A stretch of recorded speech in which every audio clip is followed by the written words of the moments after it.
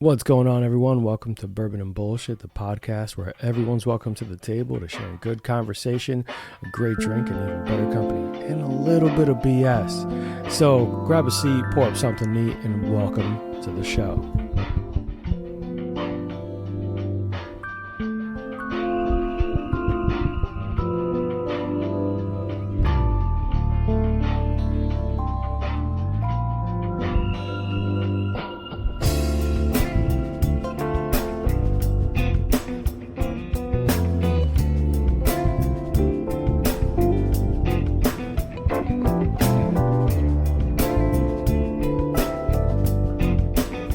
What's going on, everyone? Welcome to Bourbon and Bullshit, the show where we sit around a table, enjoy some alcohol, and make believe we know what the fuck we're talking about, and have fun with some friends and share stories.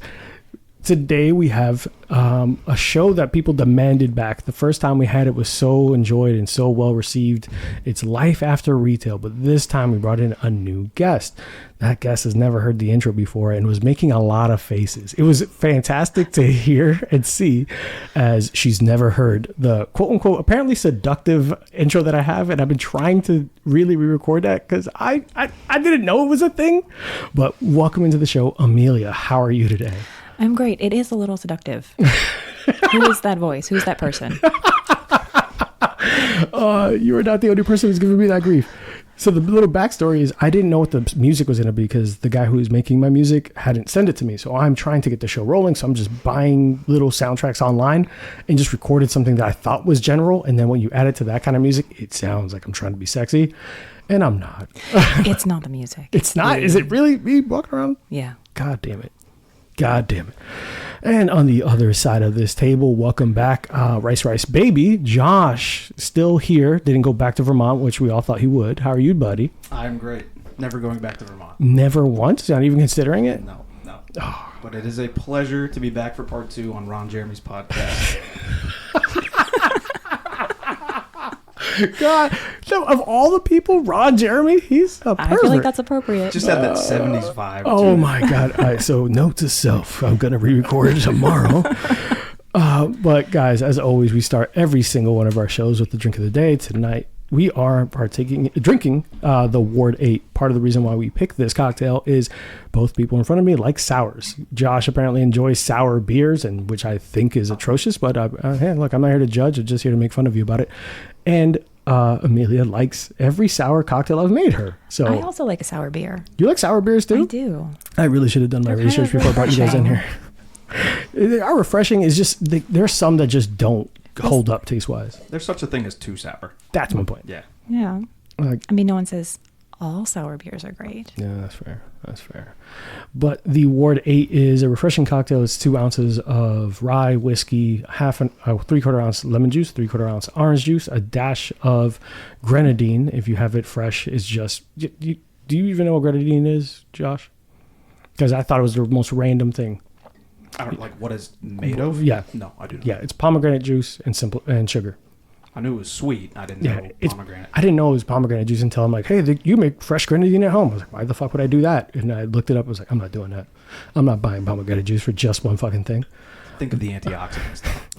Those fucking commercials. I'm just glad you didn't ask me because I had no idea. Oh my God. Next time I'm asking her for all the tough questions. Oh no, is that a tough question? Yeah. We're in trouble. No, that's the warm-up one. I thought it was easier. Amelia, what do you think of the drink so far? It's nice. Oh, that's great. So much. I just had a tiny little sip. Oh yeah. I think I'm a drink behind both of you. So we started the show as a little warm up in the kitchen with Freezador Old Fashioned made from in-house rye, 100 proof rye whiskey, and I'm pretty sure I should have warned her before she was like drinking it. Because I'm like, I shouldn't have poured that much as I did for her compared to us. But it's going to be fun. Josh? He laughs evilly. Maniacally. It's not like you can't get home. But not seductively. But not seductively. Maniacally from here on out. The intro tomorrow is going to sound like an evil genius. I swear to God. It's like, I would like a commitment on that. I might make 3 versions of it. Just fuck around and send them to people. Because could you imagine that? Just like today's episode is evil. Like tomorrow's seductive and the other one's goofy. I'm just Fuck. waiting for us to all get little like sound bites of how about this laugh? How about this one? What about? Yes, I'm gonna make a group chat. Each break, we're going to try something new. Oh my god, I can't wait. Josh, what do you think? I know that typically I make you old fashions and something a little bit more spirit forward. What do you think about this? I like it a lot. It's very orange heavy, but happen to like oranges, so not mad at it. Really? But it's not, as we were talking about earlier, it's not overly sour. Okay. It's right amount of sour, but I know yours looks more pink. Yeah, We thought it was grapefruit, but what did you say was in yours? So I went heavier on the grenadine. Traditionally, it's supposed to be a little bit heavier, but I Okay. didn't want to make your drinks too sweet to offset the sourness. Gotcha. I kind of wanted to dial it back a little bit to make sure you guys got the orange and the lemon forward drink. I'm a fan. It's one of the reasons why we made this drink. It's one of the traditional cocktails, one of the old school pre-prohibition drinks. This says 1934. The drink originated as one of the 10 cocktails that defined like bourbon and whiskey in prohibition, because it's made up of very, very easy to procure and simple ingredients: orange juice, lemon juice, water and sugar, if you needed it, and bourbon. Like it's Keep it overall, simple. yeah, man. That's what I like about a lot of those traditional cocktails. Like, if it ain't broke, don't fix it. But this is one of the ones I did not know existed until, when you make so many old fashions and you're looking around like, I need to make something new. Just started looking up old school shit that I was like, I don't have that problem. I don't either. And it I just just- occurred to I me just that I crack a keep beer. nodding, which is not going to work in no. this format. in this format, I'm going to need. Oh, it's going to be fine. We'll be fine. I'll play along and agree. Yeah. Yeah, man. Yeah, I know. Oh man, don't you just hate it when you run out of old-fashioned recipes? It's the worst. Look, in my field, I guess, in my side hustle, you make a lot of drinks, and at some point, you're like, man, I need to try something new. And when guests come over, I don't want to keep making the same 3 cocktails. You know what? I just realized that my friends want the same 4 cocktails. I don't think I've ever had the same thing. Other than the old fashions, I've never had the same thing twice. Yeah. Coming to this house. But Amelia used to come through, and we would make, like, her favorite was a gin Yeah. cocktail. It still is. Yeah, it's an easy street. It's a cucumber cocktail, super I fucking haven't had that refreshing. in a long time. Yeah, and we would ribbon it, make it all pretty. It's a fucking delicious, very nice, like summer cocktail. Like sit in front of a pool and just vibe. Nice. It's one of those great Yeah, ones. I think I did, even without requesting. Every time we came through, that was Mhm. waiting, What a which was host. very nice. Absolutely. I try to be a really good host when people come over, which is part of the things I enjoy doing, guys. But Amelia, as you're new here, tell us what you've been watching, reading, or anything that's been entertaining you recently. Oh my gosh, so much pressure. I know. What have I been watching? It's going to be The Office, isn't it? I do love The Office. God damn it. I love it so much. And you do too. No, I love Parks and Rec. Parks and Rec's a superior show. You're just being stubborn now. You like The Office. You just don't want to admit it. I like The Office. I don't love The Office like everyone does. I like Parks and Rec better. Parks and Rec is fantastic. Yes, Ron Swanson, all of them. Not Ron Jeremy. I'm still mad about the Ron Jeremy. At least couldn't be Ron I am Swanson. not mad at that. I I am think that was still fantastic. mad at that. I'm so pissed. I don't want to be Ron Jeremy. He's a pervert. So you know what we watched recently that was really good? The Diplomat. Oh, Have you seen that? Yeah, Netflix. Yeah, I love that. I actually really enjoyed that Heard show. good things. it was really, really good. I did not have very high expectations. I don't know why. Because Maybe it's on Netflix. Netflix has disappointed as of late. But it was More money for less product. really good. Netflix has that weird balance, man. Like there are shows that knock it out the park and get canceled after like season 1. Yeah. Like, was it the movie that you were telling me you enjoyed with Arnold Schwarzenegger on Netflix? It wasn't a movie. It was a series. Oh, the series. Yeah, you're right. It was a series. Fubar. Yeah. Is that what it's called? Yeah, it's Fubar. Oh, that Never was seen so funny. Also, zero expectations. So I think the key is go in with no expectations, and you might be surprised. Yeah, you might be pleasantly enjoying it. Yeah. Just Netflix as a whole. Just don't have expectations. And 100%. I think so. I think that's the key. You'll be very happy. Yeah, at least you won't be angry. You won't go in there like, I expected perfection. Right. So many hours wasted. But it was crazy. Is I haven't seen Kerry Russell in a lot recently either. So to see her in that. It was really good. It was so smart. It was written by or created by the same people that did West Wing. So that really like fast paced. Aaron Sorkin? Yeah. Yeah. I Dang. believe so. You Is have to it? fact check that for me. I will. I think okay. he either wrote or directed West Wing. The person who did The Diplomat had some kind of affiliation with West Wing, but I don't know if it phenomenal was show, too. right. So. But if that's your standard, it held up pretty well. So it says the show, some of those, well, because you know how like some people write some episodes, like same as like in The Office. Khan wrote a couple episodes and stuff like that.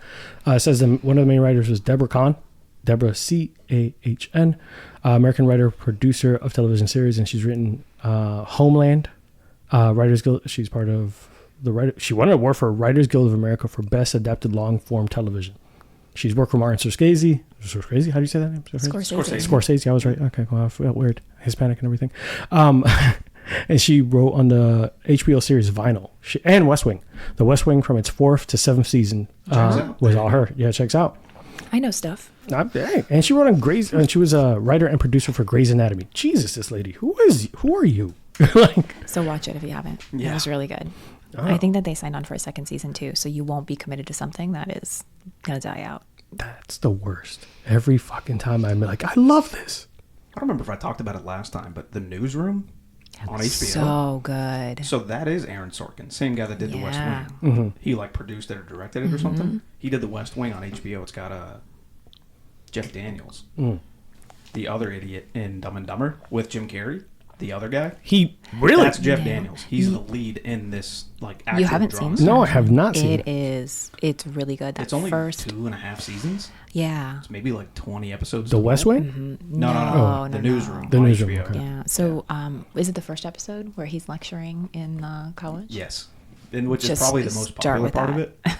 Okay. Yeah, he's at Northwestern and he's on a panel of. Holy shit, I He's forget like that. America's not the greatest country in the world anymore. Yeah, I saw that Yeah. soundbite. Thing. Yeah. Yeah. Holy Yeah. shit, That's I forgot the Jeff first, Daniels like, was that 4 guy. minutes of this series. Right. Yeah. It was That sets the really. bar. It was good.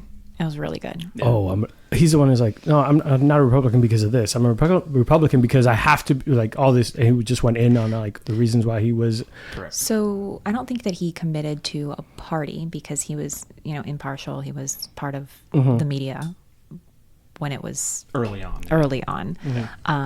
But he essentially sat on a panel at this college, and it was a lot of, talking heads and a lot of opinions about America, yay. And he cut them off. And he was like, America is not the best country. And he just started laying out all of these facts. And it was, I mean, if you open up your series with that in the first 4 minutes, like it was really good. It's setting Highly a fucking recommend. tone. It's setting a tone for sure. Yeah, definitely. You Sure. should watch that for sure. Yeah, actually, I didn't know the name of the show because you know how the internet is now. You get little reels and bites and videos. So I saw bits and pieces of him. Most people have seen that. Yeah. Mhm. Yeah. So I mean, that's just like a tiny little piece. Like, Yeah. it gets better from that. Mm-hmm. Holy shit! All right, cool. I'm gonna have. Yeah. It basically just what does it show? The behind the scenes of a newsroom. Mm-hmm. So think of ABC World News or whatever. Think of behind the scenes, all the producers gathering the facts and stuff like that, and all Yeah. the drama and the interactions and relationships and stuff like Okay. that. So, but it goes through real life events. So it talks about the Boston Marathon. It goes through the Exxon Valdez, the Wait, Deepwater Horizon. So thing. it actually goes through the real life. Like It it does. It shows it from the newsroom side when that news breaks, how they find their like sources and get their information, and then they go on air. Like it shows all the drama behind the scenes type of stuff. And then there's things intertwined into that. If you've ever watched The West Wing, how intricate and how many different webs and different ways you can go in The West Wing. Same thing with this. I would just add that it is through the lens of the newsroom, but it's through the lens of a impartial newsroom. So like kind of like that old school Walter Cronkite, like this is what we have a responsibility as a media to report the truth versus like what you might think now of what a newsroom is, which is more entertainment, I think. Yeah. But To an extent, yeah. it was Or bullshit. really, well, yes. Yes. Yes. That was really good. That was excellent. Good to know. You just gave me like 3 shows I have to add, and I don't have to watch this one with my significant other because it's not new, so she can catch up on her own. Anything else you've been watching or reading? So I think we talked about this. So we watched the Avatar, also the live action one. On Netflix. Yeah, zero expectations for that. That was surprisingly good. Yeah, Yeah. they signed it for 2 more seasons. Wow, I did not know that. The Yeah. cartoon is great, which Oh. I kind of stumbled into. I wouldn't have. How did you stumble into it? My other half was watching it, and I was like, what is this? And then I sat down, and I was like, this is silly. And then, 3 episodes later, I'm like, this is amazing. 3 episodes later, I am fully invested. Yes, don't watch this without me. Don't you ever move on. Excuse my ignorance. Is that the Avatar: The Last Airbender? Yeah. Yeah. Okay. No, Never seen it. that's not ignorant at all. I've heard that phrase. I've never heard just Avatar. I immediately went to the blue people on Disney. Oh, Yeah. I might have said the wrong thing. No. Yes and no. The series on Netflix is just called Avatar. Okay. Oh, you should watch it. It's good. Watch the cartoon first, though, because it's better. Cartoon first. Got it. Oh, please do, because the I don't cartoon feel like is. you're really I don't feel like you're really invested in that. Yeah, You should. he's not gonna, but I'm gonna call him every other day. Hey, did you watch the show yet? Our 3 times a weekly phone calls. Bro, shut up. If when I don't call you, you're like, hey, where the fuck have you been? And I was like, don't act. Don't fucking act.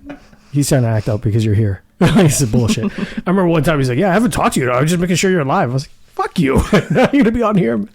Had to get my wellness check. Yeah, I didn't make sure you're alive half the time. You were in fucking Vermont. Bears might eat you.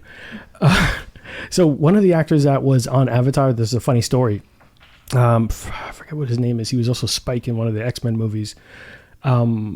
He thought he was auditioning for the Blue People movie when he showed up to audition. And he's like, reading everything, getting ready. And they're like, oh no, this is for The Last Airbender. He's like, I thought I was going to meet James Cameron. They're like, do you still want to do this? He's like, sure. Like, fuck. Oh, the disappointment. And he was like, he ended up getting like Uncle Io or some shit like that. I'm going to find out exactly who he ended up being. And that speaks to having 100% expectations going into something. Yeah. If you don't have expectations, you can watch Netflix.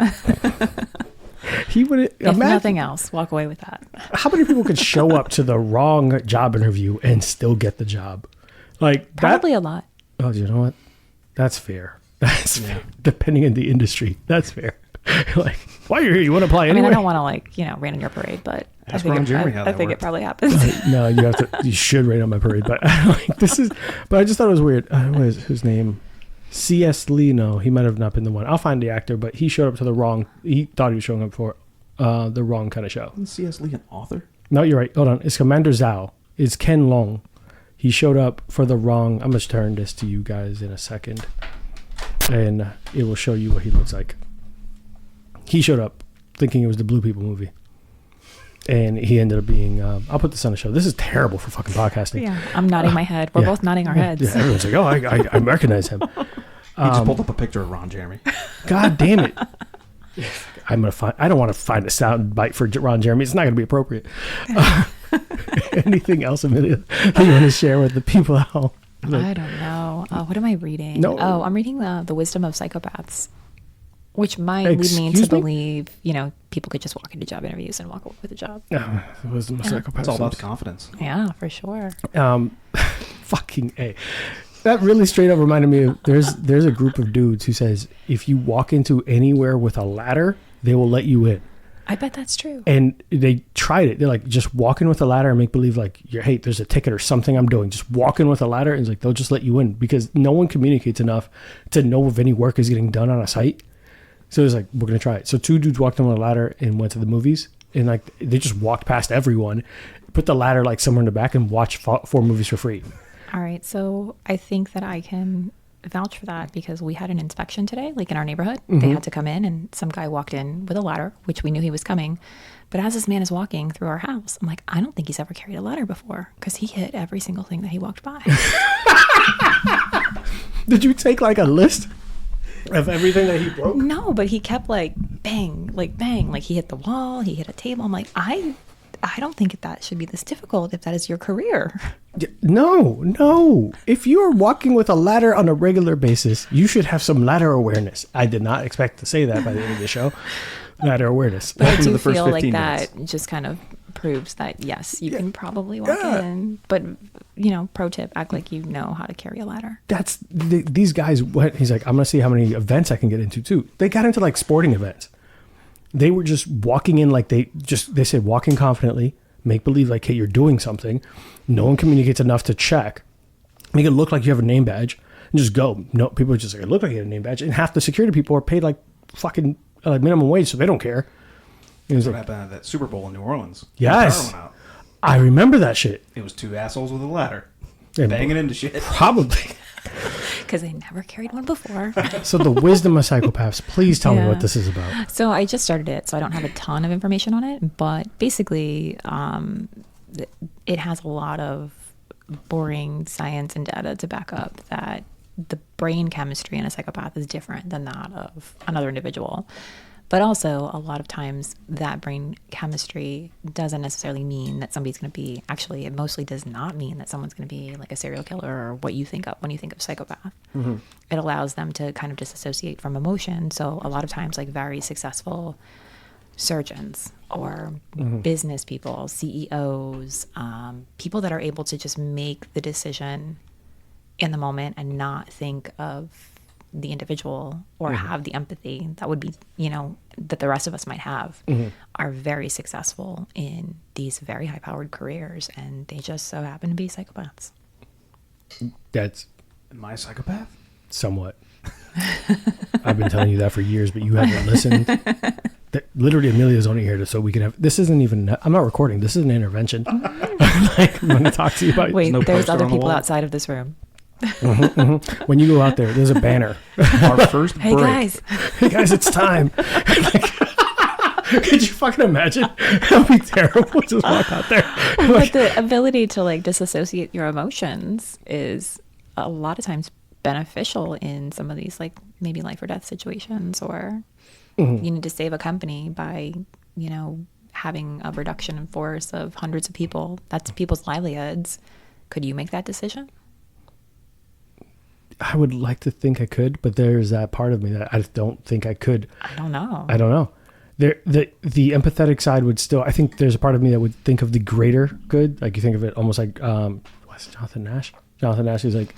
There you are, shaking your head. Yes. He's nodding yes. Where he talks about like the if more people benefit from the situation, then it's game theory. Like if everyone wins a little bit, it's better than a smaller group winning a lot. There's like.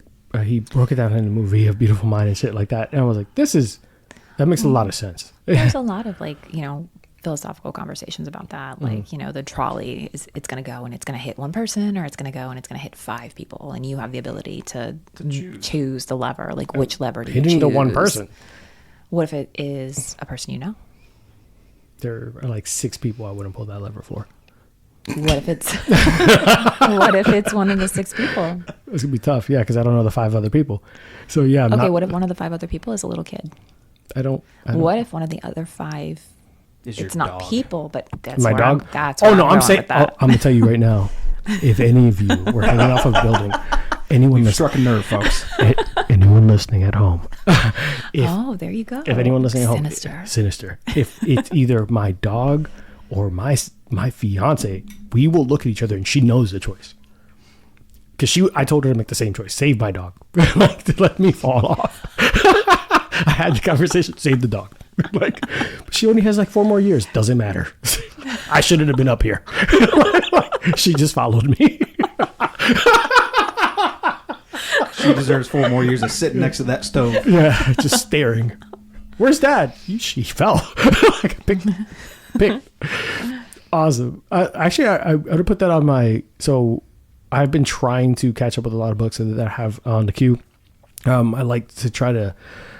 I think we talked about this on the show that you were on, Josh. I try to rotate like something for just shits and giggles, a book, and then something for self-development or something like that will kind of foster growth, or at least like challenge my head a little bit, like challenge my mind a little bit. I was like, that's an interesting frame of thought. I'm going to add that because I think that's really interesting and not something that is just fluff and filling in gaps. Thank you for that. I'm gonna fucking. You're welcome. Why do you sound so surprised? No, because I didn't. I know stuff. I told you. I know you know stuff, but The Wisdom of Psychopaths is not the book I thought that people were reading. Like, I was like, go in with 0 expectations next time. That's When right. you ask a question. I'm just saying, The Wisdom of Psychopaths did not seem like on my 2024 bingo list that I would be adding to my queue. Like, You're welcome. thank you. That's why I was looking at you surprised. I was like, here I am now with Wisdom of Psychopaths, and someone's gonna like my FBI agent's gonna be concerned. Yeah.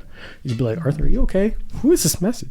Don't worry, he's listening now. It's great. He's a What up, homie? prime subscriber. He's actually really supportive. Josh, what about you? What have you been reading, watching, or listening to recently? We're going to jump right down in the ditch Yeah, sure. because nothing even remotely close to that intelligent. Oh, yeah. We love this. I restarted Letterkenny. Okay. It's phenomenal. I was gonna make a joke about you have to enjoy some rainy. You have to have sunny days to enjoy. You have to have rainy days to enjoy sunny days, and you jumped to Letterkenny, and I actually love that show, so I couldn't say that. It's so good. Have you ever watched Letterkenny, Amelia? I need to look it up. I don't. Okay. It sounds familiar. It's on Hulu. It's a Canadian show It's fucking fantastic. about just weird How are you now? Canadian. Yeah, How are you pitter now? patter. Pitter patter. Just weird Canadian goings on in small towns. Yeah. Just it's. Why are we restarting it? Just So so you got through the whole I series. watched it years ago, but this year I think on Christmas Day they released the final season. So I think there's 11 or 12 seasons. I'll look it up. I'll fact check you. Go keep talking But about it's been ongoing. There's pretty short seasons. It's only maybe 7 or 8 episodes a season, and they're very infrequently released. But it's just it's dumb humor. There's 12 seasons, and part of the reason why they're infrequently released is they didn't expect it to be good. Oh, see, I didn't even know that. So they didn't expect it to be good, but they picked up a lot of steam off the internet. Like they would take little bits of their show, and people would pop up like, "What the fuck is show?" They would laugh at it. What show is this? And they were just viral fucking marketing, and people just became a cult following, and it just blew up. Yeah, it's not the cult following to the degree of The Office or Parks and Rec and stuff like that, but it's dumb humor, but it's still funny. 12 seasons. That's my kind of series. Yeah. Like I can't do this wait every week for an episode anymore. They're all out. They're all out now. You don't like, so you're like that. You want to binge a show, right? I do. And I mean, even the Diplomat is only one season. I'm like, oh, why? I was talking to someone about, what was it, the Game of Thrones spinoff, The House of Dragons? Yeah. And you know how it's coming out episode. Have you watched a single episode? No. It's like, why not? Because when I finally got into Game of Thrones, they were like 8 seasons in or whatever it was. Yeah. So I was able to scratch that itch of like, I want to know what the fuck happened to John. Like, I just want to keep going. And I'm spoiled. Like, at least you admit it. Yes, I'm spoiled by the fact that all this was out. And to try to watch every week and then try to, hey guys, did you see this? And wonder what the fuck happened to whatever's going on because I didn't watch it. Yeah. Would drive me nuts. 12 seasons in Letterkenny. You have to check. Letterkenny would be something, if you like The Office and that kind of dry humor, it's just Canadian dry humor. Yeah. Sign me up. Yeah. Letterkenny. Jared Kessel, they did a spinoff called Shoresy. Yes. Did you watch that? No, I haven't yet. So fucking funny. Yeah. All right, so you rewatch that. What else have you got on your plate? Other thing is Helldivers 2. Oh, the game. The game. Yeah. Oh my God. For a split second, I was like, where's that on? Yeah. So it's been taking over the gaming industry by storm, PC and PS5. Oh my And God. just on a whim, I was like, download it, see what it's all about. Yeah. So Amelia, Phenomenal. for context, this game came out of nowhere, and literally so many people started playing it that it shut down their servers. Wow. Yeah, and then they said, we didn't expect this. Give us a second. And they shut it off and turned it back on again. Like they did the IT thing. They're like, we're going to turn on a bunch of servers. Hey, get them all in here. Like, fucking, let's get to work. And then They called some guy with a ladder. And just, yeah. Two dudes Did with a he ladder. knock into everything on his way to fix it? Part That's of what the reason- restarted the servers. Yeah, part of the reason why the servers went down in the first place was dude with the ladder. Sorry, is this thing important? Fuck. Like, you please tell me, Amelia, that you fucking had those guys like watch. Did you tell them, hey, be careful? Did you check him as he knocked? He kept apologizing. He knew he was hitting stuff. I mean, everyone knew he was hitting stuff. What am I gonna do? He says, "I'm so sorry." I'm gonna say like, "How dare did you?" he break Are anything? you? Did he break anything? No. Okay, cool. No. As long as he didn't break anything, because I put my leave the ladder outside. He You don't even didn't, fucking but need it. There Didn't- was like this is what you do, sir. You're getting under the sink. Why is it the Why is there a ladder in here? There's nothing nearly that tall here. I'll be so pissed at him. Now I'm wondering if he's an imposter. I don't know. You walked in with confidence. That's all that fucking matters. So Helldivers 2, the game has been taken off, man. So you enjoying it? I know you're not too heavy in gaming, right? I mean, not. I'm a PS5 guy. There's I was one, Xbox there's one forever. behind you. I'm never been a PC guy. Not opposed to it, but People can't see what you did, but he like held his hands up like, hey, don't shoot the message. There's a PS5 behind you. No one here is judging you. Like, so there is. yeah, calm Got a down. little dust on it there. Yeah, because I only played 2 games on it. But all right, awesome. So that's the game. That's the show. Anything else? That's pretty much it right now. Good. Well, Helldivers has been a lot of fun, and Letterkenny's so good. Watch Shorzy, because Jared Queso. I keep queso. Fucking like this is Chipotle. Give your paws a tug. Oh my God. There's a whole. So one of the scenes you'll see online is the three main characters, Wayne, Daryl, and what's the bigger Squirrely Dan. Squirrely Dan. They would play catch with each other, and they're just talking the whole time. And like Squirrely Dan's like, I had a little bit of a run-in with this girl the other night. And it's like, he's talking about you on a date. He's like, how'd it go? He's like, he goes through this whole date story. He's like, yeah, so have you guys ever had a date tell you they want to do some things to your bum? And they stopped throwing the ball to him. And he just started throwing to each other. And they're like, I'm just saying there's an erogenous zone there. And they just ignored him. Like, when it got awkward. And that started streaming everywhere online. People just started watching this.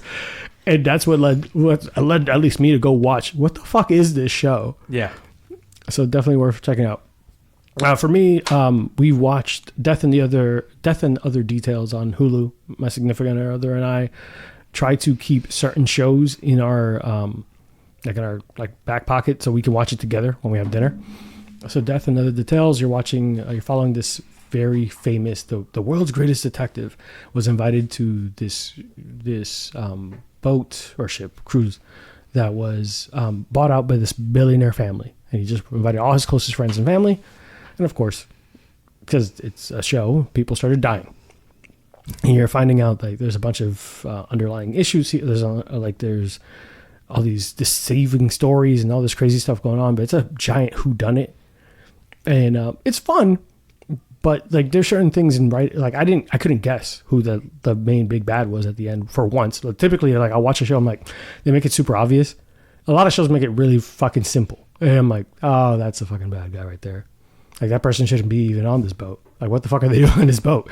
But no, they made it pretty convincingly, jumping after one thing after another. Like just kept making more like, what a twist. Oh, what a twist. I'm like, we enjoyed it. It was really good. They have another season 2 and 3. They were signed up already. So Hulu's doing some Netflix type shit where they're bringing in a show and hopefully committing to it. So it was enjoyable. I don't know any of the actors in it. It was one of the first times seeing any of them in anything, which made it more enjoyable because I feel like when you know an actor and you recognize them, you start thinking of them as the actor that they were in a different show. It's called typecast. Yeah. Like Ryan Reynolds is always Ryan Reynolds in everything he's in. True. And a beautiful, magnificent bastard. Yeah, it's the same sense of humor regardless of what he's doing. It could be the most fucking sad movie, like fucking a bunch of puppies die, and he's still gonna make some ass joke. I'm watching it because it's Ryan Reynolds, but it's not gonna be great. The Rock is always gonna be someone who's just angry but strong and super caring, whatever. But I was able to kind of get into the show, that one, and we started watching Will Trent came back on. Have you guys seen that show? I have. Never heard of it. Yeah, I've seen. What do you think of the show? I don't know. I kind of keep it on in the background. Oh, you're not watching? I haven't been like a super paying attention. So it's just kind of filler? Yeah. Oh, that's fair. There's nothing wrong with that. But I actually enjoy the show. Will Trent is a detective who has dyslexia and brought up in a foster home and has been very abused through that whole time in the system.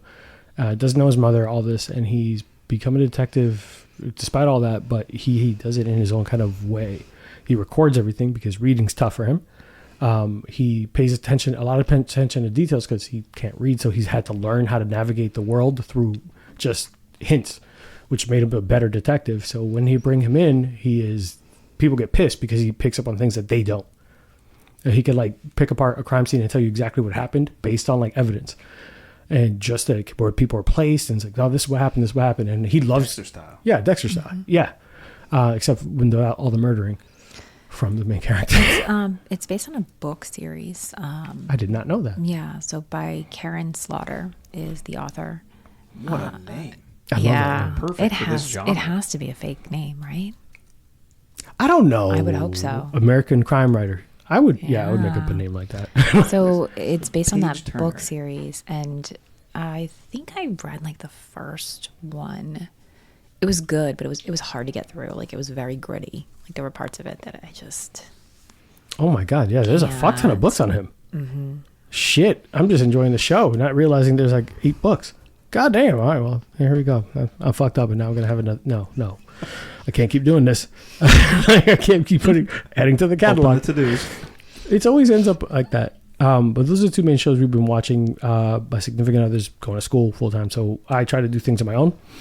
Right now, I finished. What was the most recent book? Was Holly by Stephen King, which follows a character that he developed in the show, in the movie. Not movie. There's a book called The Outsider. They made reference to the character called Holly Gibney. She was such a fan favorite that he did a spinoff and gave her like 2 other books. And she is someone who is listed as like on the spectrum. She doesn't like physical touch. She doesn't like people being too close to her, but she picks up on everything.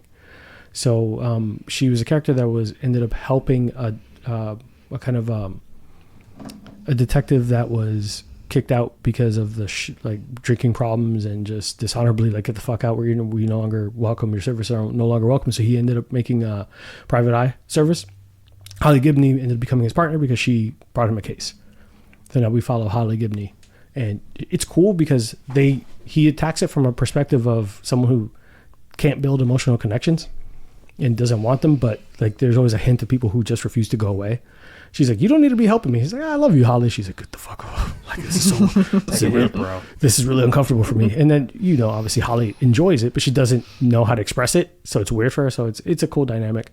And then for growth, it's how to read people like a book, how to analyze, understand, and predict human behaviors. So I've been doing that one, which is interesting because it makes reference to certain aspects of a personality, like your shadow, living with your shadow. And speaking about when people say that they want to have self-growth, they often say the worst parts of me, I'm going to push to the back of my head and never acknowledge them again. And he's like, that's a mistake. That's part of who you are. You should learn how to channel that, turn it into something, an aspect of your personality that's still positive, and also understand that when you're reading people that you are always biased, whether it's based on that aspect of your personality or who you're trying to depict yourself as. Unless you can understand who you are as a whole, you're never going to be able to read people. Because it's always going to be coming from an aspect of bias or perspective of bias. So I was like, shut the fuck up. I was so mad at that. I was like, shut up. Because I think in personal self-growth, I've been the person that's like, I'm no longer be like angry and flip out, blah, blah. And I'm like, hold the fuck up. So I'm reading this book and I'm pissed at the author. And I was like, oh, that's the problem, isn't it? I'm just pissed off at an author I don't know. Damn, we got there quick, didn't we? Yeah, I was like, why am I mad at you already? I don't know you. This is why the banner's out there also for me. Sorry for the phone. But guys, we're going to take a quick commercial break. By commercial, it's probably just going to be me. Actually, I have a surprise for the team, for everyone on here. We're the team. Yeah, we're the team. We are the team. Yeah. We'll be right back after a commercial.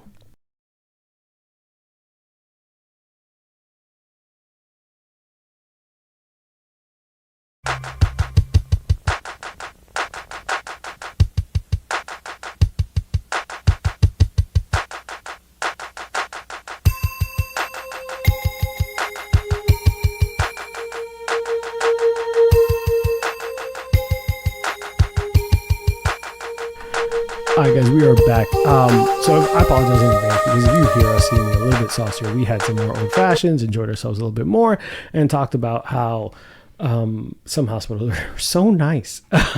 But overall, we're just enjoying ourselves off of air. I apologize for anyone who did not get to enjoy that other than us. So right now, we're going to go ahead and pour up. We already poured them. It's Bulleit Single Malt Whiskey.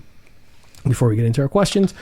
So Bulleit Frontier whiskey, people are pretty familiar with. You go ask for Bulleit or ginger or something like that. Bars typically have them in the rye and straight bourbon category, but Bulleit Single Malt was an experimental batch that came out earlier this year. It's, I shouldn't say this out loud because it'll make everyone look really weird at me.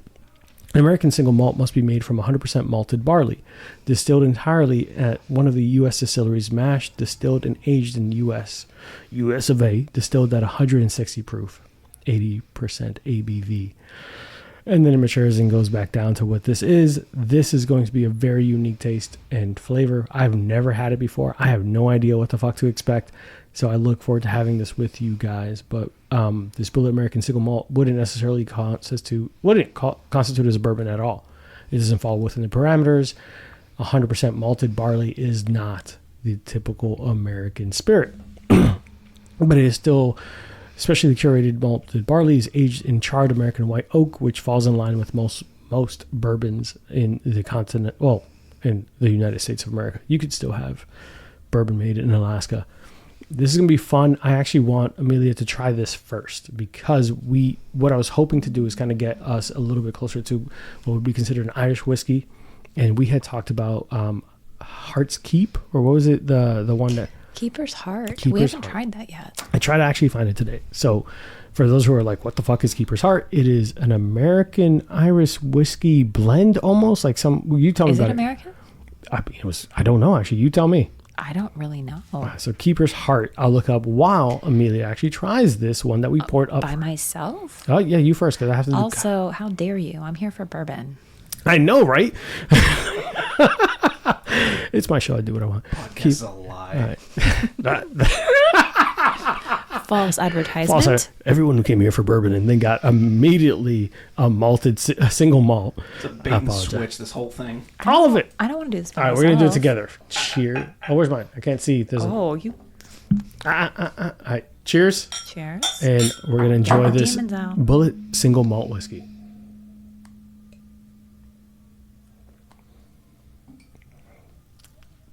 Yeah, definitely not a bourbon. That tastes just like, that's nothing like, that tastes like Whoppers. What's the candy? Malted. I don't know. Whoppers? I don't love it. I don't know. Amelia, go ahead, you I'm first. getting Whoppers. I don't love it. It tastes like nothing. But Nothing. Not. it doesn't last with you? No. It doesn't have any like underlying. Where a bourbon might be more complex because it's come from so many Yeah. different grains and so many different process.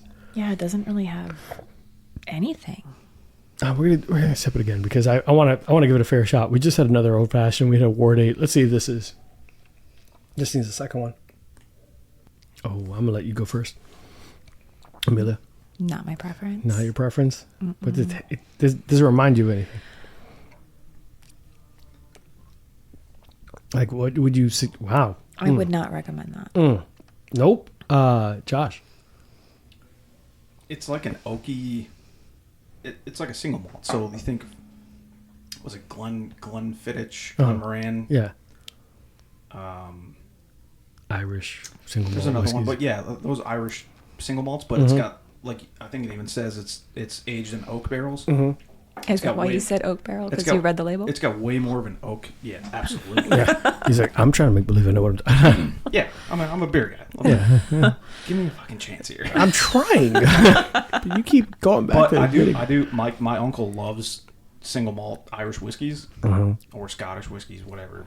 Scotch, basically. So Scottish whiskeys. Yeah. Glenfiddich, Glenmoran are like his go-tos, and it very much it leads with that, and then it does taste like it's been just sitting in a rotten oak barrel for 20 years. 20 years. I'm glad you said that because But it I doesn't was have being the, polite. It doesn't have the burnt. Oh, I'm not holding back. Yeah, On Ron Jeremy's podcast, never. I'm You not are in the wrong podcast. You're going to be polite. You better be rude here. It's just I like more complex. I don't feel like there's any underlying flavors. I like it when there's It's just vanilla like, or caramel or Yeah. something. It's just I wouldn't say medicinal. I wouldn't say that, but pretty close, just to the non-flavor flavor.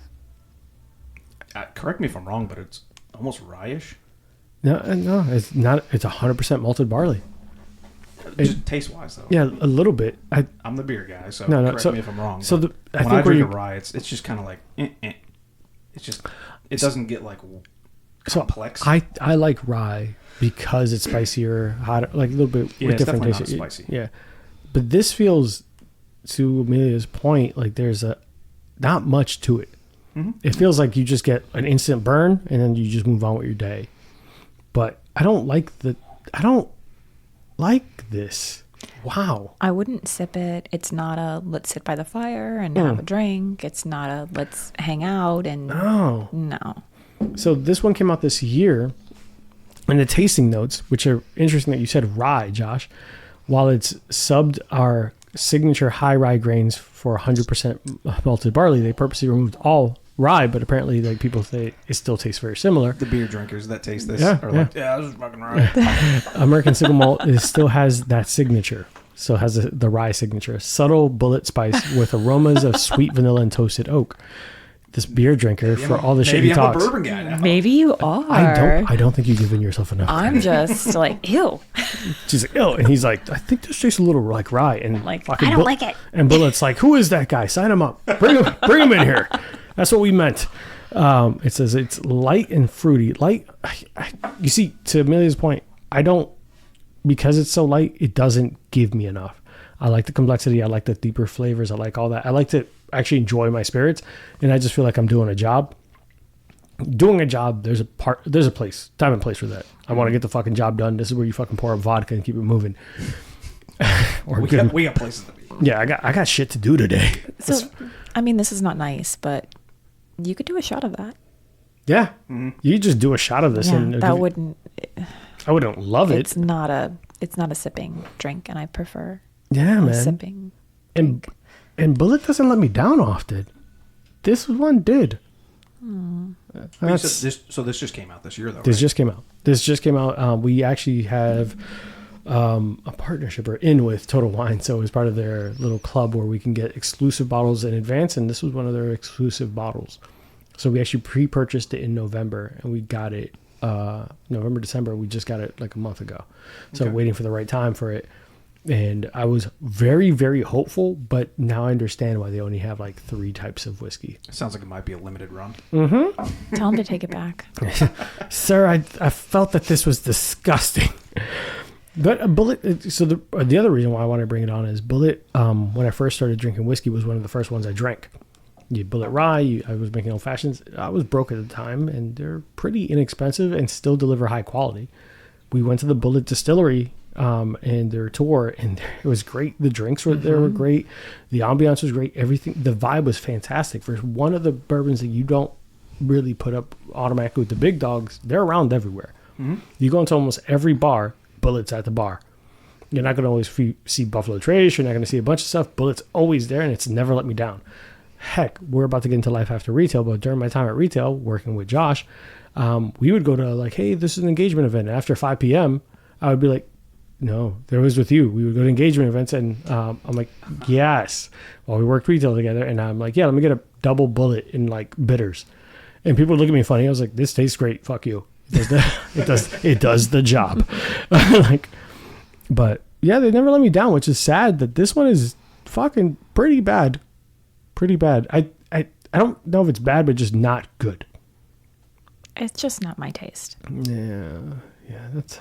As a beer drinker, though, now that I've had the whole thing, I could put that on the rocks and sip that. Well, fuck it. Maybe after the break, we might. That doesn't mean I want to. I'm just saying I could. In fairness, not to poke fun, you also drink Natty Lights. You could also I do take not shots drink a of Natty it. Light. What is it?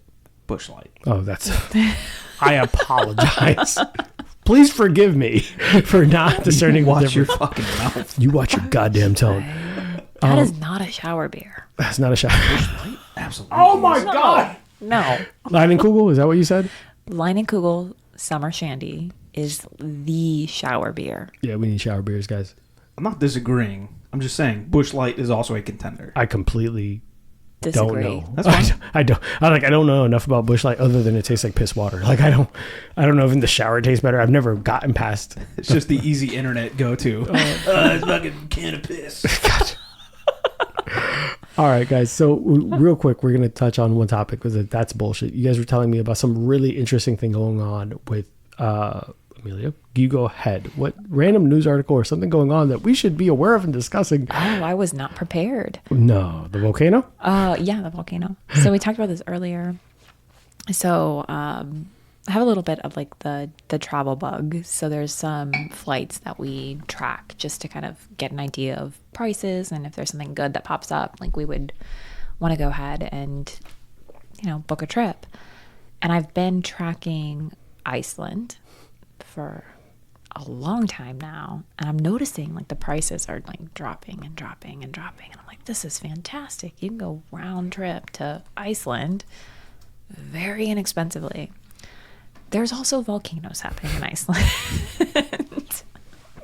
Oh, Which I'm God. glad I looked up why the prices were so inexpensive at this time. And then we were just talking about how the Blue Lagoon was completely evacuated, last week?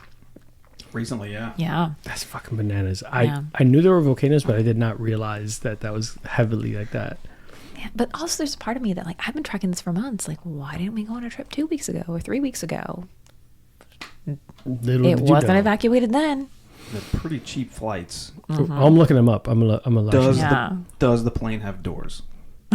That's not the Alaskan one. We Is that the Alaskan cruise where you have to no. There's row no. your own boat?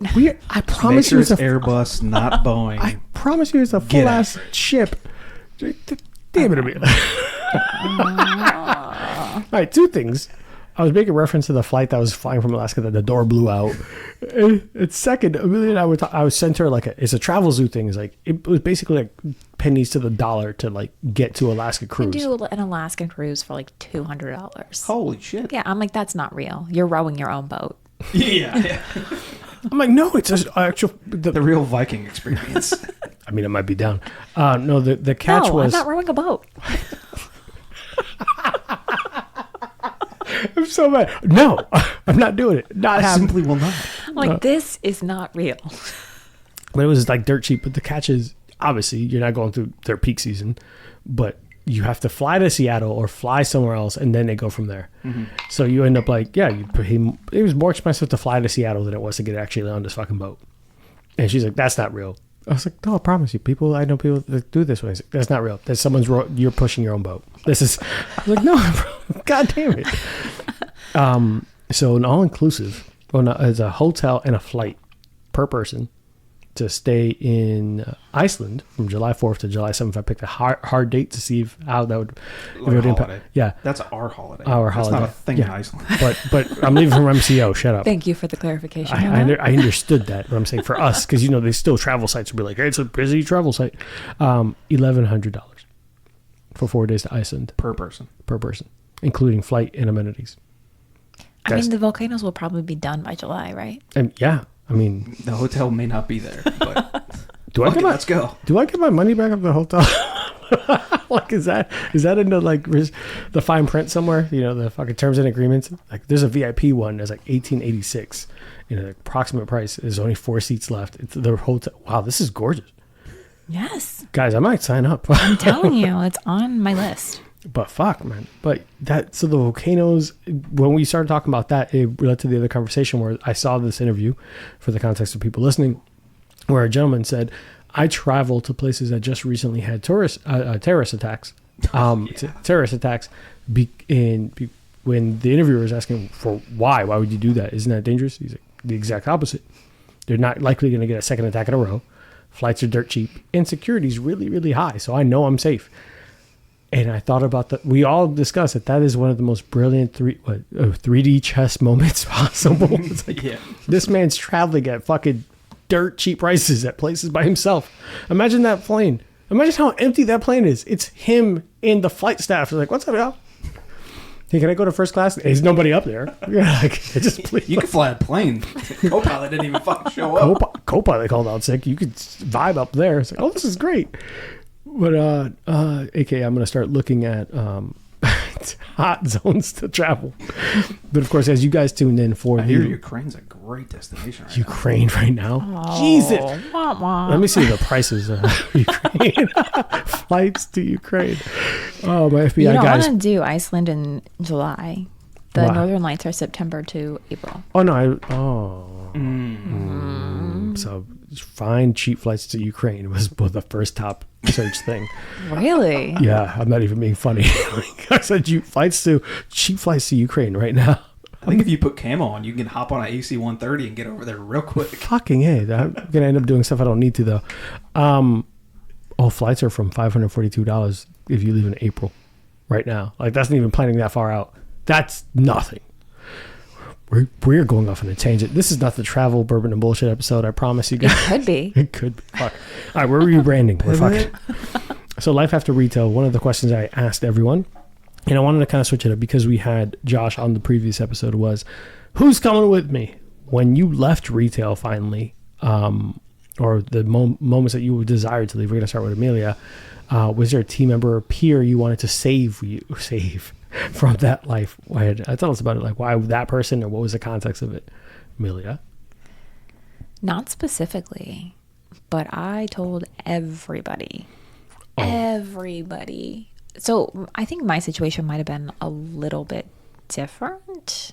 Are we doing origin stories? We can. Go ahead. Go nuts. Yeah, we got time. Tangents. I got time. Let's see what. I have editing skills. Go ahead. Oh, please. excellent. Excellent. I haven't heard, so I'll trust your word on that. Listen to the new intro. It's the crazy man. No, the new one's gonna be me fucking like in a German accent, fucking flipping out. Go. We got Earth, Wind, and Fire copyright. That's very exciting news. I'm putting R&B on the next one. I swear to God. I wish you would. I'm so mad. That's like the fourth week in a row someone's like, hey man, you sound like you're trying to fucking Listen, make babies. my question is, why isn't that week 2 you weren't like, hey, because it wasn't around week 2. It came later. Because the music dropped. We'll do that later. That's There's the wrong a whole origin thing. story. There's a whole thing.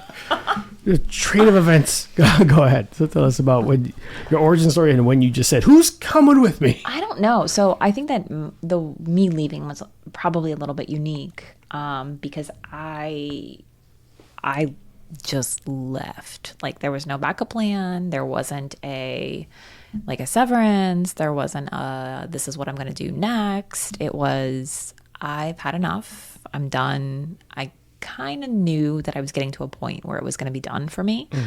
Mm-hmm. So luckily I was, in a position where I could say, that's it. No more. And you started the movement. I did. Yeah. I did. Yeah. Guys, if you don't know, part of the reason why she's on here is that this whole life after retail thing started with her.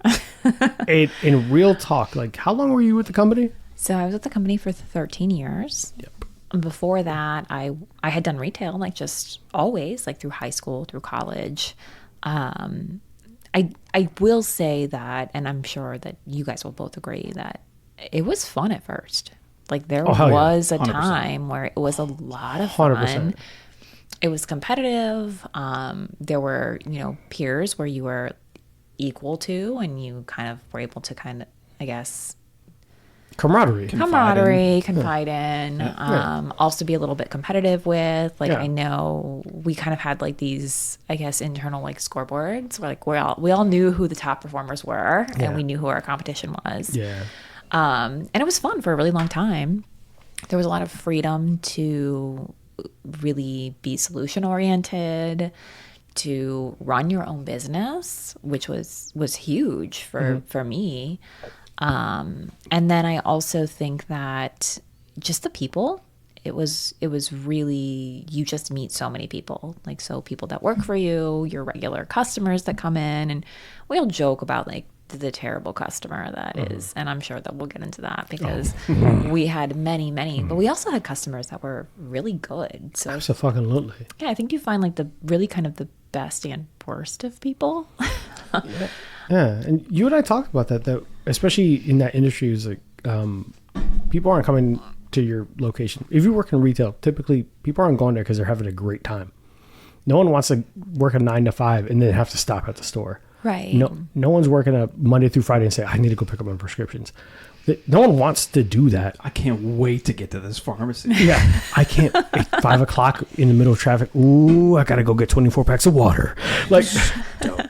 But to your point, you see a lot of shitty people, but then you also see those fucking fantastic, funny ass customers. You do, right? And I just think that part is sometimes kind of missed. And I think that it's important because I do think that working in retail or working in any kind of service, you really kind of get a sense of the people around you. You're able to really build relationships. You learn how to just talk to absolutely. I heard you pop that bottle. Keep drinking. Thinking about the trauma. Is terrible. I'll have another. Yeah, you guys are already thinking about trauma. We're talking about the good stuff right now. I know, but you also said the bad stuff at first, so there's a traumatic response where I was like, I need a drink. It was a knee-jerk reaction. It's bad. We can go straight to the bad. Fine. No, it was awful. No, I want to hear about the good because we want to talk about how those connections too. You made those internal lasting relationships as well. outside Yeah. of just customers too. Yeah, I think that everybody should work in some kind of service industry or some kind of retail. I think that you learn how to communicate with people at different levels. I think that you should be able to talk to a cashier with the exact same empathy and compassion that you can talk to a CEO, like regardless of what that is. And I think that really working in service or retail kind of gives you that skill set. Agreed. It was fun for a really long time, and then it wasn't. Like, so almost everyone who's worked retail, if you're listening to this and you've worked retail, you know that there was a point where your company was throwing hours, throwing money, throwing everything, vastly growing, and then people like Jeff Bezos came up and kind of impacted the overall feel. Was it around the time where things started, like everything that you enjoyed about the company, the flexibility, the pressures weren't the same, and now suddenly your pressure went the hell up, and less hours and less people and attrition, or what was it? I think that was part of it, but I think that it went from being kind of autonomous where you could run your business, right? So you had the freedom to be creative and you know what's going to sell in your business. So you could make that happen. You know what's going to work in your place. You could make that happen. It wasn't just cookie cutter the same for everybody. And then I think that there was like a shift where, you know, there was certainly like cuts to hours, and everything was more metrics driven, which I understand from a business standpoint. Like, we need to make sure that we're executing on that. And there's a lot of competition that needs to be assessed and addressed. But there was a point where for me it shifted to, it went from being something where like, for a long time I enjoyed it. Like I really did. Like I liked my customers. I liked my team. I liked building and developing people who came up under me. I always kind of joked around like I was building an empire because I had so many people that I was like, oh yeah, that's my person. Like they got promoted over here, and that person got promoted over there. And I would look around. You did that too. Yeah. I'm just saying like they're mine. I did that. Yeah, like, that's absolutely. But I think to her point, all three of us probably had that experience where that is my person. To this day, I'm sure we can call those people. Listen, you're one of mine. Don't mess up. Exactly. Yeah. To this fucking day, I remember one person's like, blah, blah, blah, I'm going through this. I was like, we're gonna have a real conversation. Don't make us look bad. Us. It was like, don't make me and you look bad. Listen, I'm putting my name on you. Yep. Don't fuck this up. That means something. So don't mess it up. Damn. Yeah. So at least it used to mean something. No, it still means something. Well, I mean, I want to take the ego out of it because I don't feel like it was like I put my name on you. Like, no. I'm so fantastic. I think it was just like, listen, like I'm pulling for you. I'm invested. I want you to do well. And for a long time, I think that that's what it was. And I mean, even like, you know, we talk about like how nice it is after retail to have holidays and have time to breathe. But it's also, I mean, we had a lot of fun during the holidays for a while. I want to say that out loud all the time. And people look at me like I'm crazy. I'm like, I enjoyed Christmas. There was, I mean, what was it like you had that day after Thanksgiving where you needed to just turn over the store to Christmas? Reconstruction. And it was like game on. It became a competition. It was fun. It was exhausting, but I mean, we would all call each other and be like, where are you on this? Oh yeah? This is where I am on this. How many empty sections did you have yesterday, fucker? I was like, why are you cursing? Like, it's 9 a.m. Where I would work an overnight on Halloween night. Motherfucker. Hey. Switch to Christmas. I would do the same. So like other people would call, like, oh, I'm done. 11 a.m. 12, 1 o'clock, they'd call and be like, oh man, where are you at? Bro, I was done 8 hours ago. That's right. Yeah. What the? I'm at home. Like, what? I did the same. So I think that, Josh, I think you and I came up probably around the same time, right? Arthur, I think you were maybe just a little bit afterwards. Oh, yeah, because I was drunk halfway through. Well, you wanted to figure out what you wanted to do when you grew up. Yeah. Which was drinking. Yes. For context, we were in the same company, and during the time Amelia met me, I was partying till 2 a.m. 3 a.m. and be like, hey, what time do you work tomorrow? I was like, oh, I got to open and take a truck. I'll be there in 4 hours. 4 hours. I was a fucking idiot because I didn't know if this was for the long haul for me. For sure. Yeah. Right. And I also think that's like also kind of important to mention that for a long time, like there was compensation, even if you weren't like at the highest level of being say like a GM, I mean, you could be an assistant, you could be all different levels and still make a living. Yeah. And the compensation was competitive. There was a lot to it. So, okay, go. You can drink until 4 a.m. and figure out what you want to do later, and that's perfectly fine. Yep. But there was... And we did it. And remember, I came from up north. So when I transferred, I came at a pay rate higher than here. So I was damn near maxed earlier than everyone else. So when I came down here, like, hey, do you want to get promoted? I was like, for what? Right. Like, You were why? probably somebody that everyone was mad at. Yeah. Oh, there was a lot. No, real talk. There was a lot of people mad at me. I remember I my don't store. blame them. Listen, I remember my store cost manager. of living's different here. Yeah, store manager was like, "You're making $2 more an hour than every one of my people at the same level." I was like, "You can't do anything about that." He was so pissed at me. Touch it, you won't. He was like, "Go ahead, I'll call HR. Do it. You won't. No balls." But it was fun. Like, so we were, Josh and I were probably at the store, like, the same time, like, turning over Halloween to Christmas and When you taking went in, those I was calls. still, I was 2 shots in. I was 2 shots in. Probably. You walked and we in. were done by, like, noon, like, boom. So it was a lot of fun for a long time. That was And a point of then- pride. It was. Yeah. It really was. And then, you know, of course, like the little competition aspect to it. There was a lot of camaraderie, I think is the right word. Yeah. You said that earlier, but I think that's what it is. And a lot of us came up like at the same time. So it was competitive, but it was like friendly competition. There was no, I'm going to step on you to get ahead. Not at that point. Not Yeah. for me or anybody that I surrounded myself with. Oh, God, no, so, you know, maybe for others, I don't know. Shots It of career. existed for sure. I'm sure, but It I was existed. like blissfully unaware. But to your point, like, you know, for you, and you said the probably most important part is who you surrounded yourself with. Yeah. That's for sure. I wouldn't It existed 100%. to her point, part of the good amount of the people I surround myself with now, I met in that retail space. Like some of the people that are going to probably be my friends and till I die, because I'm Hispanic, probably 55. But I met in that retail space and high blood pressure. Yeah, give or take. You had salmon for lunch. You're okay. I did not. You did. Like I had chips. I'm joking. No, that's not what happened. Rosanna, if you're listening, I didn't have chips. I swear to God. He had salmon. But see, to that point, like you surrounded yourself with good people, and there's a lifelong friendship to some of those Yeah, aspects. for sure. Absolutely. And I just think that's like important to mention, because I think that we talk about retail and oh my goodness, that was such a nightmare. But for a long time, there was a lot of good that came out of that. Oh, 100%. You were preaching to the choir. I'm one of the biggest advocates of work there. It would teach you people skills. You end up being friends with people you would never meet in a real life setting. Oh, for sure. And I was thinking about this the other day. Like, so we talk about like just the importance of diversity and inclusion and a lot of, you're not going to get that naturally anywhere else other than retail and service. Retail service and on like Healthcare. Healthcare. Yeah, right? Yeah. It just naturally happens because You're put in the same building. right, You're in the like, and damn you trenches build, together. yeah, right. You build relationships with people that you are surrounded with, and there's just like such a diverse, just group of individuals that do that.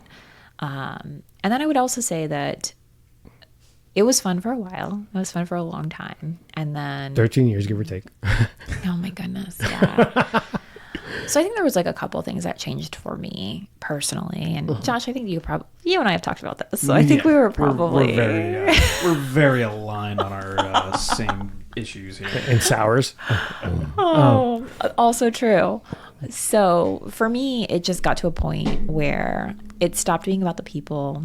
It stopped being about having any kind of autonomy. It stopped being about your ability to deliver on results. So I was never a like, hey, everybody, like, look at me. This is what I can do. I was always kind of like just quietly executing. And for a long time, that was something that was recognized. And then I think the company as a whole shifted, and it wasn't about executing anymore. It was about, Look at me. yeah, Look what I can do. yeah, I can play the game. right. Like, look at this beautiful bulletin board I made. Like, who cares? Bro, Go Like, look at your 4 friends. Thank you, fucking idiot. I'm going to go drink. I got to drink more. I think I need a drink as well. So it just started being a lot more about that. And it just started making a lot less sense because it was metrics driven, but the way the metrics tied together, I don't have an example that would not out anything. Yes. But like the way that the metrics tied together, if you were executing on metric A, it impacted metric B, but there wasn't an understanding of how they tied together. So if I had a conversation with you, I could tell you how they tied together, and I can tell you like what it is that we're doing to make metric B better. But none of that mattered. It was just about what is this number? I could fake the numbers. Like all day. Anybody can all fake the numbers.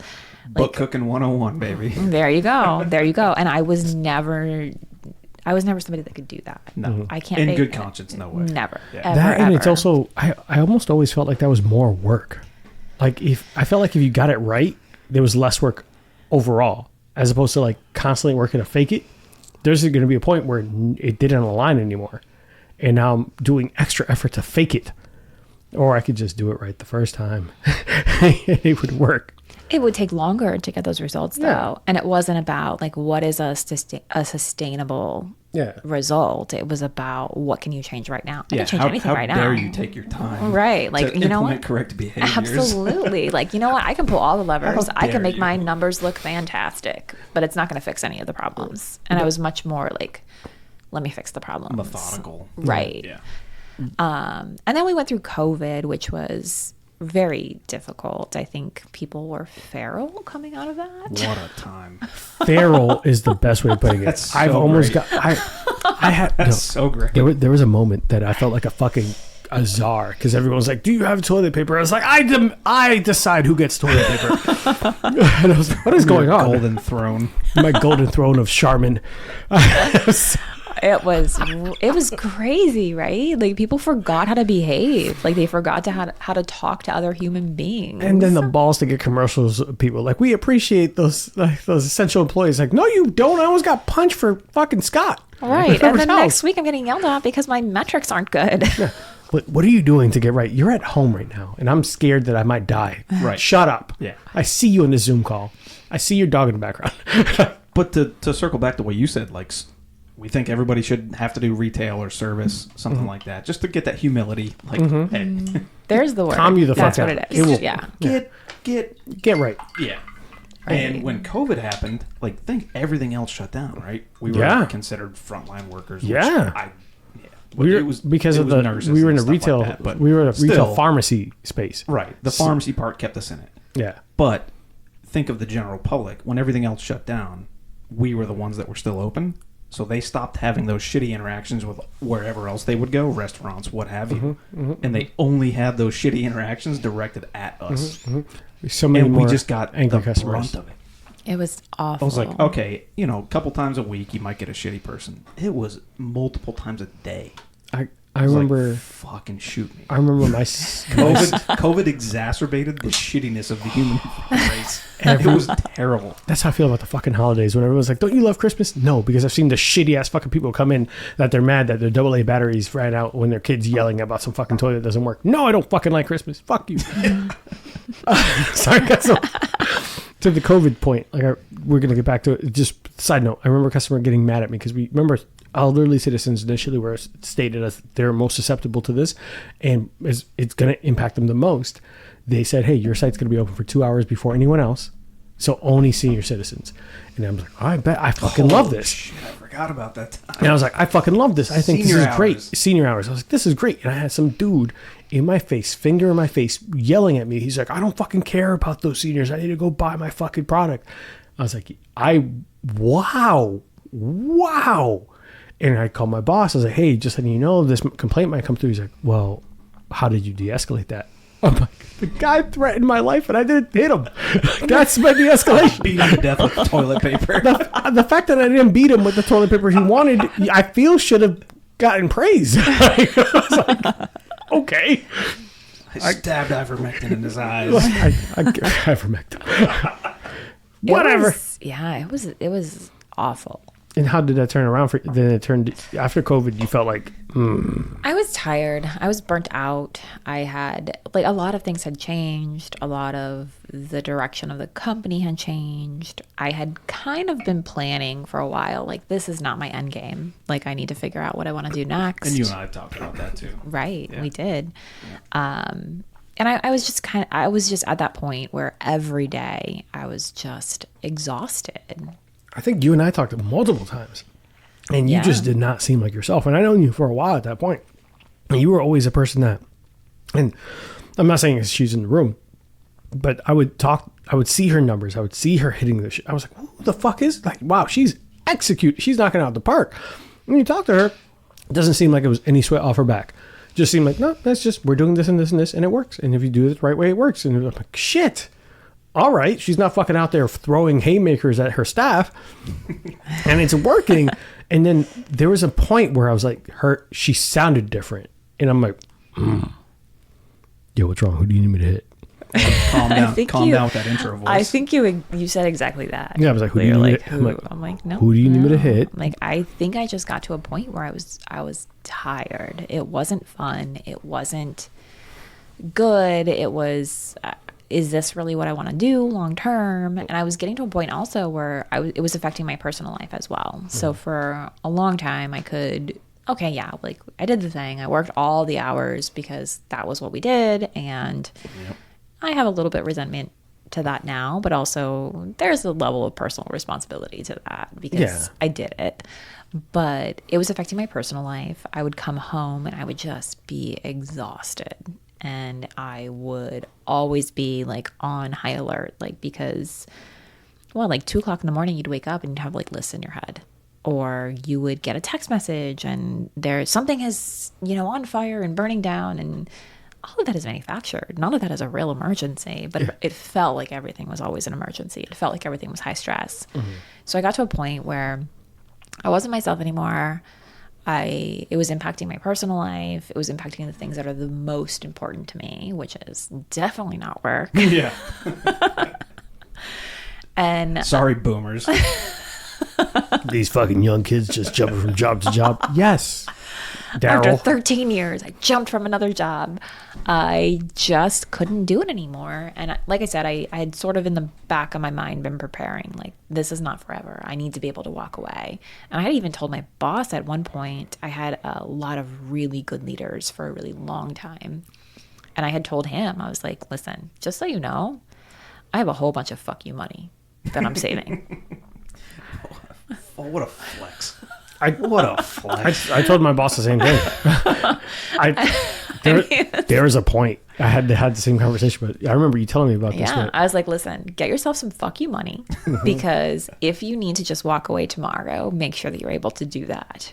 Good for you. And I had talked to my boss at that time, and he was a really good boss. Like, he had really like invested in me and my development and gave me a lot of opportunities. And he was talking to me about someday about just like something stupid, so stupid and like minuscule. And I know that that's like his job is to talk to me about that. So I didn't hold it against him.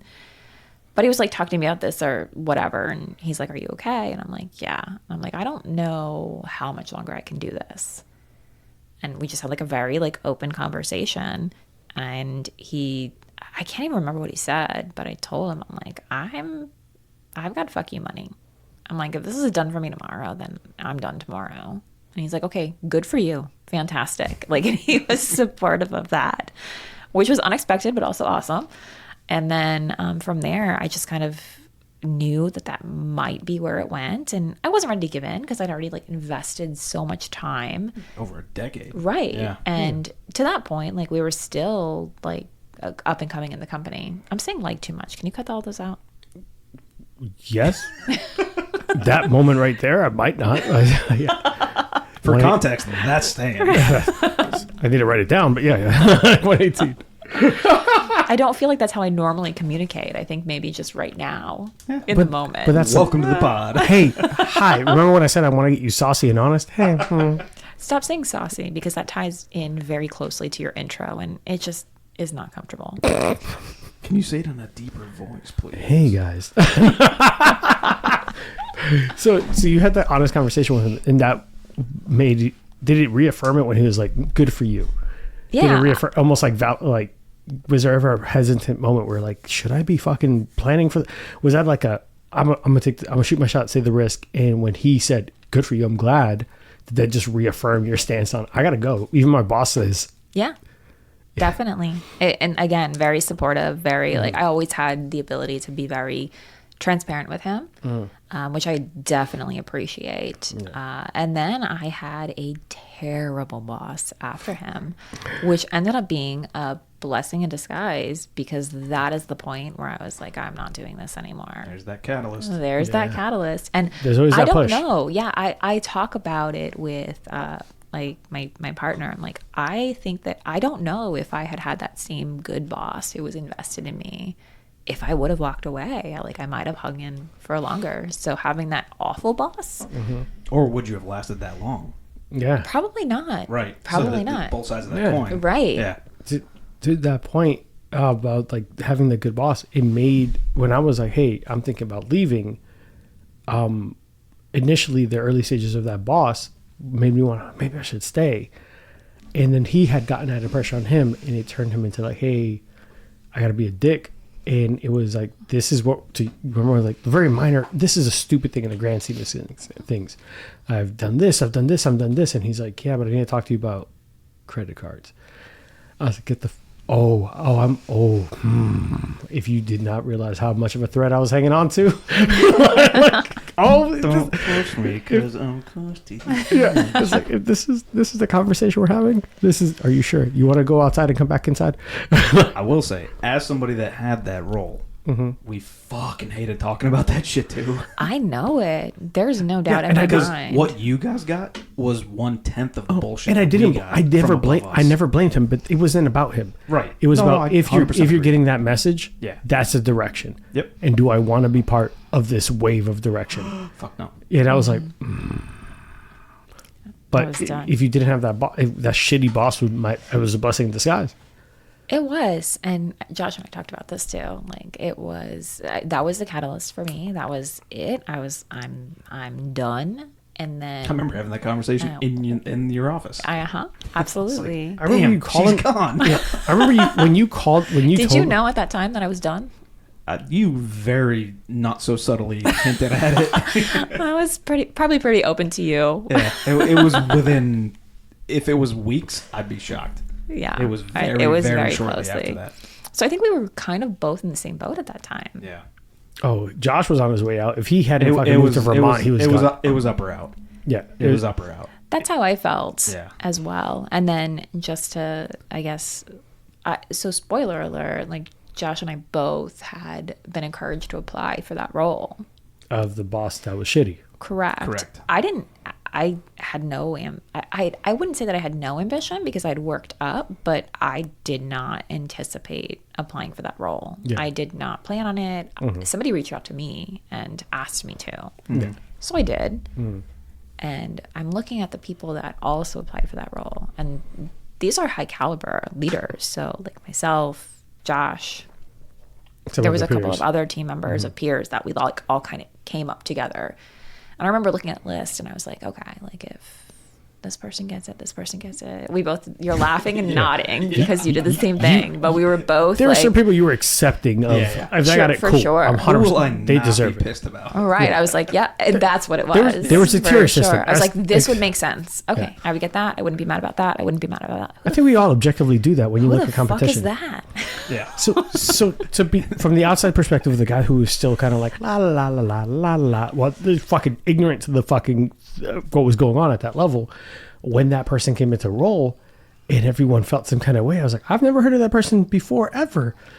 And everyone's like, exactly. I'm like, so it wasn't even that. So at that point, there were probably people that maybe we didn't know. No, but that person specifically that specific person had never had the skill set trained. That person was never mentioned in the same kind of like that's what I guess group that I guess that's a bit talk about curveball. Yeah, I guess that's a better way of putting it. That's exactly where people are like, exactly, she should not be in this. She shouldn't be considered in that caliber. Yeah. I wouldn't think. Yeah. But then also like, okay, I don't know, like maybe I just, there's information I don't have. And then this person got that role, and I definitely know I talked to you about that, but I believe Josh and I talked about this as well. Oh, Josh and I talked about it. This person did not know even like basic functions. Yeah. There's like a PDF thing too in there, and a PowerPoint presentation thing in there. Look, for anyone listening, it's like, these guys are being, there's a certain level of skill set that we anticipate with things. But if you do not know, you do not know. It's not a problem about, I need to learn. When I've transitioned into different roles, currently different companies, when I've not known something, it isn't expected that you are honest enough to say, I don't know this, help me. But the leader that they're referring to was a dick. When anyone's like, hey, do you not know this? Like, of course I know how to do my job. Do you know how to do my job? You should do this for me because I really don't know. Like, it was never really, like, just be honest. Like, bro, like, hey, look, in my previous role, I didn't have to do this much. Or, hey, I'm not as technology savvy, but I'm a great leader. Mm-hmm. I don't surround myself with people who, like, know everything for my benefit. I don't know that aspect of my job. I need you to help me with this. You surround yourself with a subject matter expert in one thing because you don't know that. Being honest would have probably made that person more palatable. But then it's showing vulnerability. Be an adult. Vulnerability, weakness. Yeah. There was a lot of ego involved. Right. And that's where the ego makes those synonyms, and they're not. And they're a problem. It's a problem. I'm just saying, like, I think I don't know, maybe if she had been more honest about her faults, would you have been more accepting? Yes and no. So yes, because anybody that's ever asked me for help with anything, like, yes, definitely, I will walk you through. I'll show you how to do something. I think the no part would have been still a question mark of, yeah, right? So, and not even just for myself, but like, again, like I had no you had no skin in the game. Right. Like I had, interviewed, but I'm looking at that list and I'm like, this person should have this, this person should have this, this person should have this. Not even myself.